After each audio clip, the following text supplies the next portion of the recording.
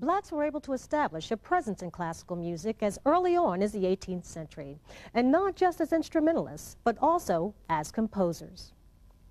With the help of concert pianist Richard Alston, we will share with you the wonders of the works of several black composers. The first significant black artist in classical music was Chevalier de Saint-Georges. Born in Guadeloupe to the island's governor and an African woman, Saint-Georges was European educated. He studied the violin and became revered for his skills on the instrument. Ultimately, he became a widely respected composer, and listening to his work, it's easy to understand why.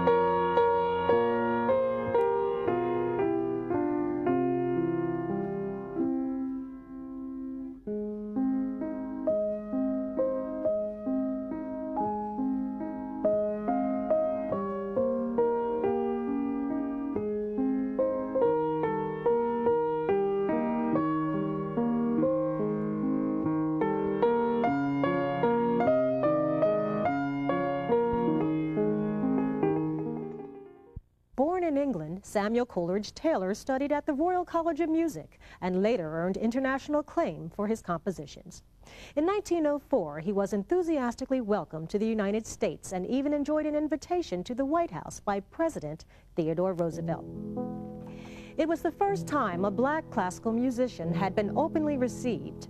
The music of Samual Coleridge-Taylor is described as inspirational and is evident in this selection titled Deep River, one of the composer's famed Negro melodies.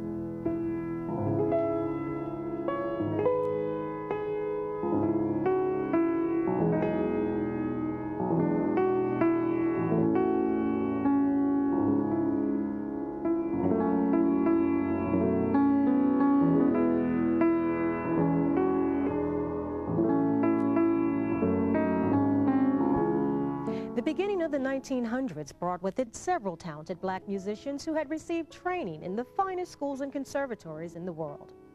Clarence Cameron White began his career as a violinist. He studied at the Oberlin Conservatory of Music. After studying composition with Samual Coleridge-Taylor, White began composing. He was probably best known for the music he wrote for the theater.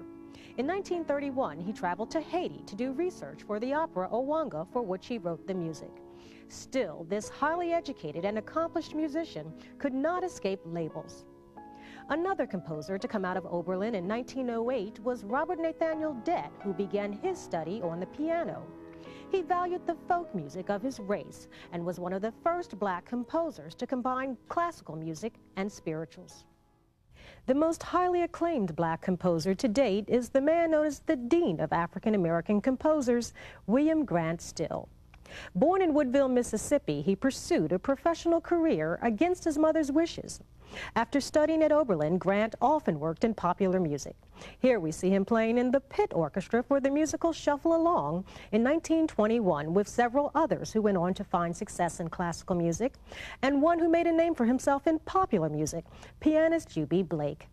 But classical music never disappeared from the life of William Grant Still.